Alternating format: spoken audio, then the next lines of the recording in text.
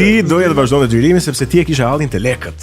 Edhe për lekët do flasim tani, për një muhabet shumë serioz, meqense po kam kokoshka dhe muhabetet serioze bëhen gjithmonë me kokoshka. Me kokoshkat e Cineplexit që duhet të shkoni të shihni filmin ton. Sigurisht, duhet të shkoni të shihni sa më parë. Është në kinema Cineplex. Tani të bëj atë pyetjen klasike që e bëjmë për të gjithë, por që është shumë e rëndësishme. Sa e vështirë është të nxjerrësh në dritë një film shqiptar nga pikpamja e burimeve të financimit? Dhe konkretisht për premierën edhe për gjithçka tjetër që mbulon kjo gjë. Gjithçka. Është sakrificë, duhet të thënë. Domethënë, nëse e themin via trasha, është sakrificë. Është sakrificë goxha e madhe. Më është dashur që të, domethënë, në sajt pasionit tim, këto investime që janë bërë, domethënë për të mbuluar kostot e këtij filmi, i kanë bërë një pjesë e tyre kanë qenë nga shitja e një biznesi që un kam pasur. Nuk kam shitur një biznes, ka qenë lëvizja, domethënë që un bëra, kalova nga një fushë, kam pasur një dyqan timin, rrobash, edhe nuk është se shikoja si gjë që më joshte për ta bërë në të ardhmen për gjatë. Te filmi tjetër do shes shtëpinë. Veshkën. Jo. Sa kushton një vesh? Mua më mjafton që e mora këto vendime dhe u futa në një fushë që unë dua, edhe jam i sigurt që do eci. Nuk mendoj se ndodh. Kur beson te diçka ndodh, ë? Jam i sigurt, nuk ka rrugë tjetër. Çdo gjë do eci, kështu që jam fut me sigurinë që është hapi i parë, i shumë hapave të tjerë të mirë. Po sta bëri zemra tash si biznesi. Ai do shëzi shpinën motivuar. Një njerëz me të drejtë në këtë moment. Për te faktit që ne bëjmë shaka është dhe për te faktit që ti e përjeton si sfidë, më fal, si diçka pozitive, në vetvete është sfidë. Është sfidë. Normalisht që vendimi nuk ishte shumë i thjeshtë, por duke marrë parasysh që nga disa vendime mund ta varet dhe komplet jeta se si na vijon. Mendova që nëse futem në rrugën e filmit, të paktën është diçka që nuk e shes dot veten ose në pasionin nuk më shet. Edhe mu duk si hap që duhet ta merrja.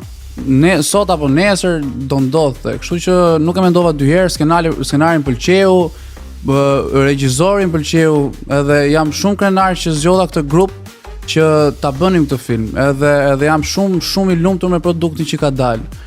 Prandaj dua që t'i ftoj që të gjithë njerëzit që të shkojnë sallat e kinema, sepse është një film që jo vetëm unë, se po përmendet ana ime tani, por ka sakrifikuar çdo kush nga ne që kemi qenë pjesë e këtij grupi të realizues, edhe ditë pas dite thjesht kemi sakrifikuar energjinë tonë dhe kohën tonë pa asnjë justifikim. Vetëm që të dalë një film që do i pëlqejë njerëzve, edhe një film që nuk ndikon as pak për keq në shoqëri, por vetëm pozitivisht. Marin, përgjithsisht ne këtu në Shqipëri për fat keq sakrifikojmë interesin publik për biznesin privat, por ti ke bërë të kundërtën, ke sakrifikuar biznesin privat për një produkt kulturor publik dhe unë mendoj që kjo meriton një duar trokitje të çuna. Çunat janë gati. Por çunat. Ska që duar trokitje. Vetëm gjë për shkak që do shtoja në këtë rast, jam 1,000,000% me atë që thua. Vetëm se duhet e para nga mua. Për shembull, nuk është për shembull se po të japësh sa ngjyra sikur kemi bërë një çka punë Caritas, çai thon kështu, charity. Bamirësi po. Shiko, filmi entertainment, filmi, televizioni, gjitha këto emisionet se s'dua as ti përmend me emra se edhe nuk i di edhe se si ashtu janë servis.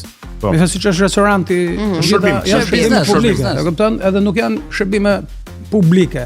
Nuk janë shërbime që ofrohen nga shteti ose që ofrohen nga shoqata humanitare. Ti tani investon në një restorant, po sikur të mos vinë njerëz të hanë buka te ky restoranti jot. Po sikur në anën tjetër të rrugës të vinë një restorant me emër më të madh se sa joti. Ku ikën paratë tua? Domethënë ti njerëzve nuk i thua hajde këtu aman se kam fut lekët tona dhe pos erdhët ju më falimentoj aman ju lutem ju përgjirohem. Jo, ti bëj një punë, ti duhet i bindesh. Ti do të vjen ti çoj atë, jo ti bindesh fare. Ti bëje produktin edhe duhet i lajmërosh. Se për të bind e ke punën aty po s'pëlqeu shkon njëri, po s'pëlqeu do hapi llafin nuk bën, e kupton? Nëse filmi, nëse ti do të kalosh 2 orë në të futesh në një ëndër pranverore ku gjërat bukura ndodhin. Tash një njeri që don horror, nuk mund ta bindesh hajde shifti këtë se ai s'do. Sigurisht. Është një lloj siç nuk më bind dot mua që shikoj një film horror. Por le të pa bësh si dush ti, nuk e dua se më turbullon natyrën time që është shumë e paq. E kupton?